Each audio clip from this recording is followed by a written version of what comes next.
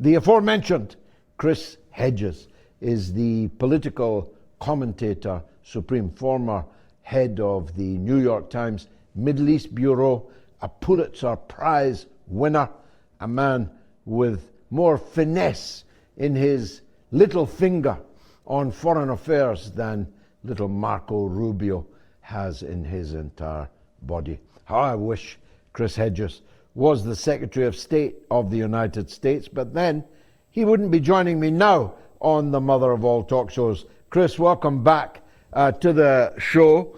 I know it's not your kind of thing because your mind operates on a higher level than all that, but how do you think Trump is playing the Epstein affair?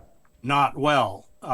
We know that he's mentioned 38,000 times in the emails. We know that upwards of 1,000 FBI agents were directed to redact the millions of pages of documents and email exchanges to protect not only Trump, but we have pretty strong evidence to protect Netanyahu.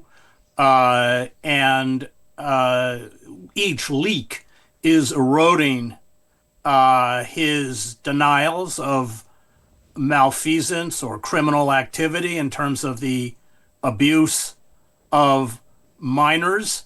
And of course, we saw, as you mentioned, very concerted effort on the part of Trump to block this latest release, but the erosion of support for that blockage within the Republican Party crumbled to such an extent that he was forced, although, of course, as I mentioned, these documents are redacted in a way to protect him, he was forced to release them.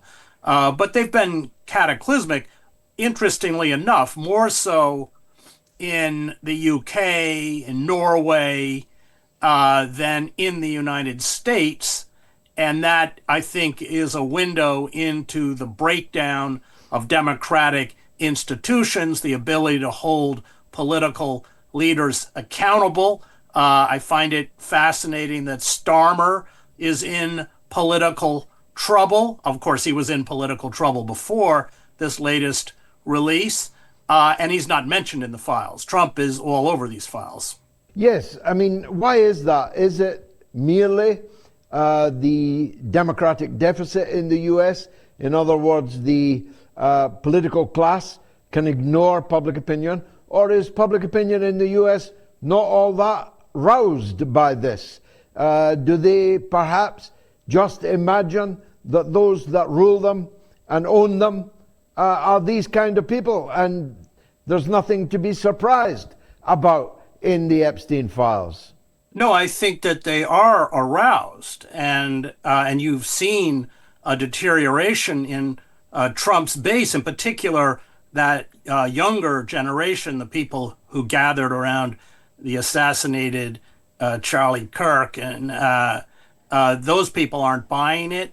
But there's no ability. I mean, the Justice Department is, Pam Bondi is just sycophant, like most of the appointees. Ludwig, all these other people who are implicated.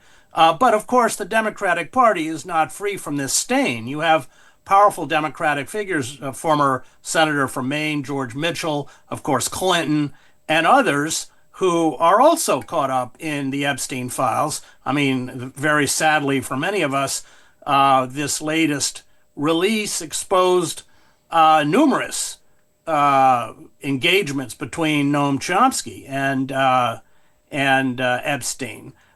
So no, it has, but I think it's a window. Whatever the anemic quality of democracy is in the UK, it's far healthier than in the United States, where we don't have the mechanisms by which we can hold our political class, Democrat or Republican, in this case, of course, the Trump White House, accountable, and that's very frightening.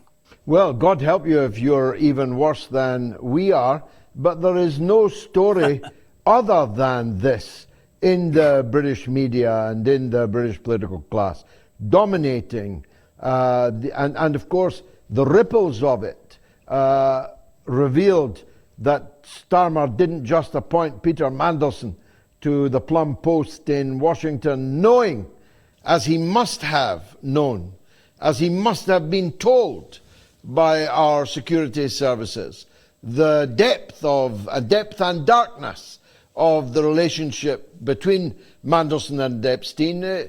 It's like London buses, they all turn up at once. There's now a new scandal of a man that was appointed by Starmer to the House of Lords as a member of Parliament for life, having been an important official in Keir Starmer's office, who turns out to be as thick as thieves, with a convicted paedophile, repeated sex offender, indecent images, all the horrors that we're seeing tumbling out of the Epstein affair. Now we've got our own homegrown one, and that dominated Prime Minister's questions today. People in Britain are concluding that our rulers are filthy degenerates. They're not just betrayers, they're not just disappointments, letdowns, sellouts, they're also filthy degenerates. And that's not far off the mark in your country or in mine. I mean, it is a bit surprising that the White House lawn is not thronged with people with pitchforks right now.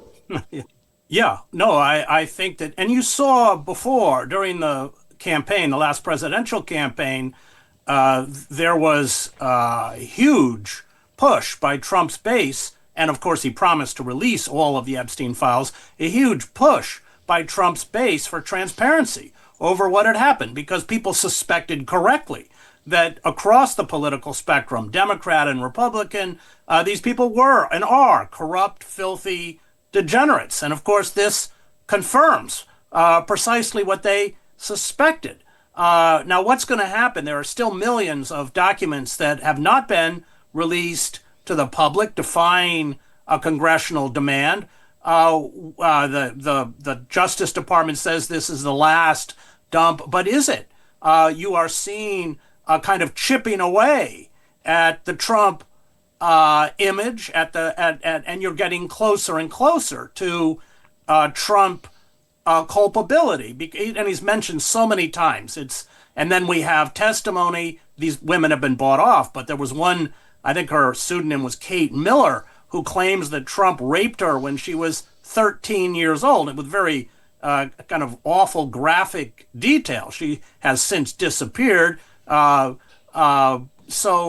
where is this going to go? This is the one thing that could probably destroy Trump. And I think the reason is because sexual abuse of both boys and girls in the United States is rampant. I did a book on the Christian right called American Fascists, the Christian Right and the War on America. And what was fascinating, I spent 2 years on the book, and I was in all the mega churches and Right to Life weekends. And I didn't put it in the book because it was anecdotal, but I would say almost 90% of the women that I interviewed for that book had suffered sexual assault, sexual abuse. And so it hits close to home personally for many people within the Trump base. It's just something they can't overlook. And George, we have, because when the FBI went into Epstein's mansion in New York, he had a safe the size of a closet. And we know that there were stacks of CDs that had recorded, because he recorded everything in these bedrooms. Why these figures like Gates and others were so stupid to go up into a bedroom in a mansion, mystifies me.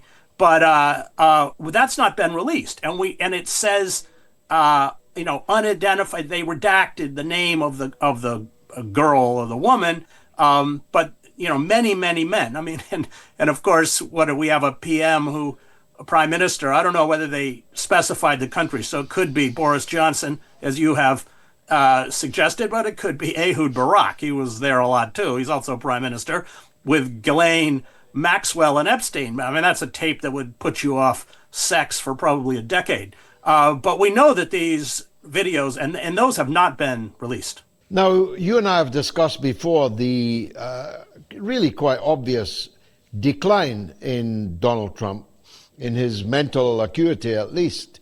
I saw him on television last night saying that he had put tariffs on Switzerland because he didn't like the way the Swiss Prime Minister had spoken to him.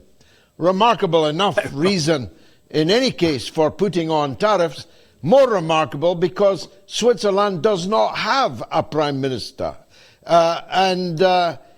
This decline in Donald Trump is dangerous, is it not? After all, your country and its military machine is poised for war in multiple theaters, and the guy who's the commander-in-chief is quite obviously beginning to lose his marbles. Yeah, well, that is just a continuity with the previous administration. We have two presidents one who was completely or pretty much senile, and the others who is rapidly approaching senility. What it means is that, and this has, I think, been true throughout the entire Trump administration, is he's not running things.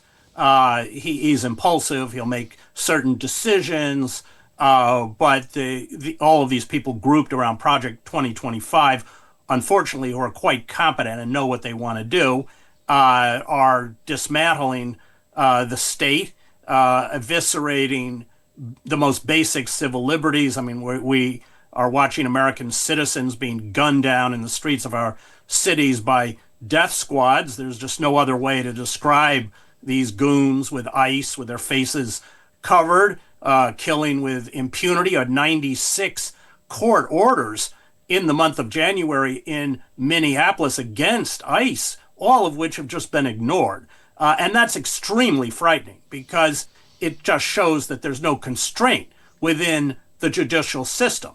There's no legal constraint. These people can run roughshod over law, and there's no accountability. And that, of course, is the portal into any authoritarian or police state. Indeed, it defines police states. So I look at what's happening in the UK, and the UK is a pretty decrepit democracy. But I look at that juxtaposition with where we are, and I see us barreling down towards this black hole with almost nothing to stop it. And I think that the Epstein releases have just confirmed it, and it's very, very scary. Now, we lack time, alas. I could talk to you all night, but we've got a big enchilada to talk about, and that is the Persian Gulf, an area of your specialization.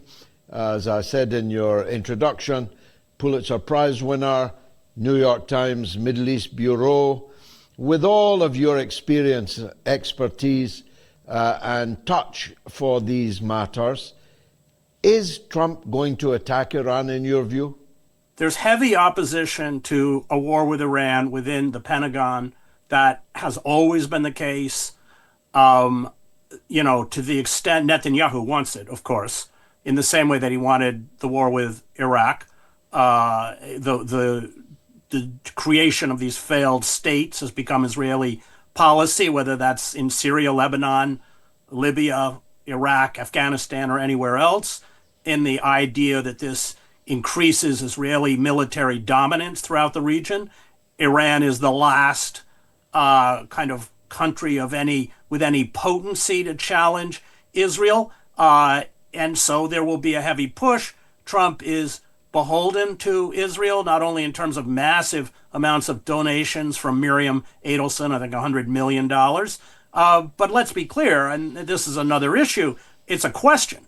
To what extent Epstein was working for the Mossad and for the Israelis? I think that having read through much of the correspondence in the emails, it's clear that he was extremely close to the Israeli intelligence service, whether that meant he just fed them stuff gratuitously or whether that meant that and of course Ehud Barak used to run Israeli intelligence, but there's clear links. So the question that many of us have is, does Israel have this kind of compromising material on Trump, of which we expect or assume that there's quite a massive volume.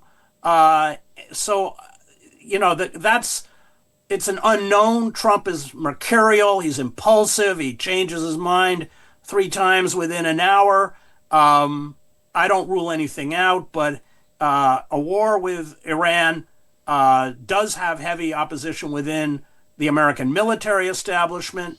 It would go about as well as any of these other debacles in the Middle East, and potentially not only be quite onerous or punitive towards the United States, but a war of attrition is something that Israel cannot endure. Iran clearly inflicted damage. The last time that the Iranians and Israelis and Americans went at it, and the Israelis worked, as you know, quite hard to cover up what was hid, and not just the Weizmann Institute, but other areas as well.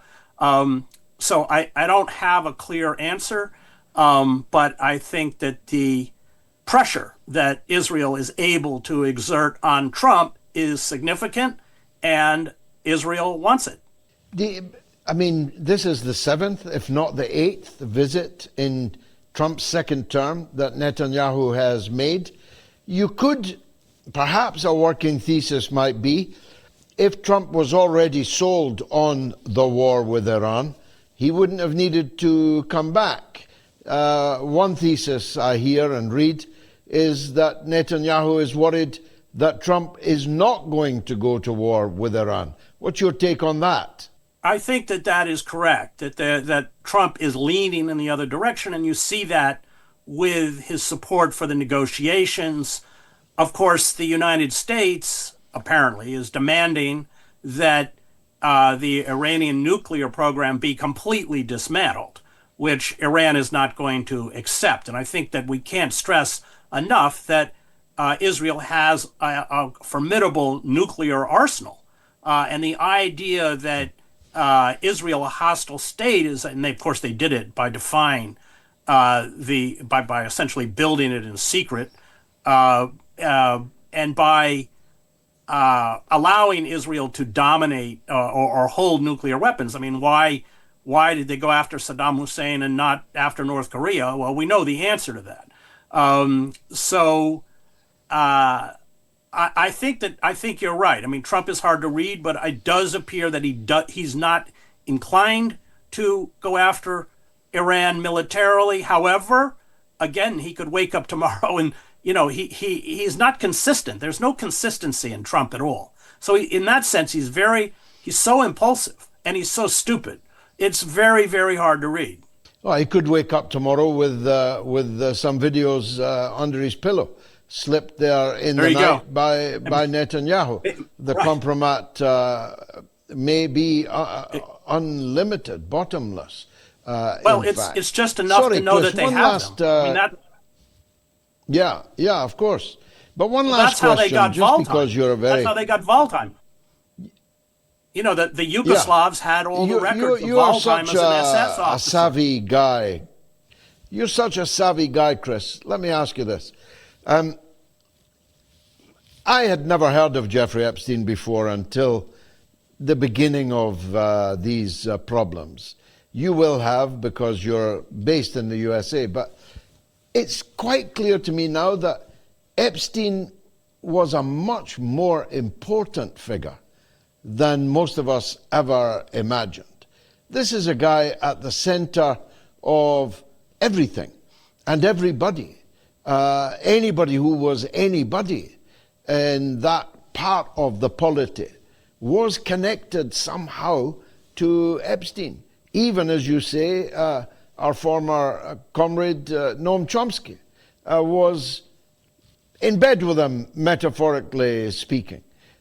He was involved in multiple international theaters, Ukraine, Somaliland, potential coup against Putin. He even had a candidate picked to run for president of Russia. This was a very important guy, and who seemed to rise without trace. How is that? What was he? Who was he? That's the enigma He's uneducated. He never finished college. That doesn't mean you're uneducated, but he's not well educated. You can see he can barely write English, constant grammatical spelling errors. I mean, that is the question. And there have been investigations into the source of his considerable wealth, much of it coming from Wexler, who owns Victoria's Secret, clearly, but maybe other sources. That we don't know. I think what these Epstein files elucidate is that there is a depraved, corrupt, ruling global elite that has created a club that has locked the rest of us out. I mean, one of the fascinations for me in reading the emails is how tawdry and you use the word correctly, depraved these people are, because we don't get a look into their private life. They have lawyers and publicists and all sorts of ways to create a public face that is at complete variance with their own moral decay.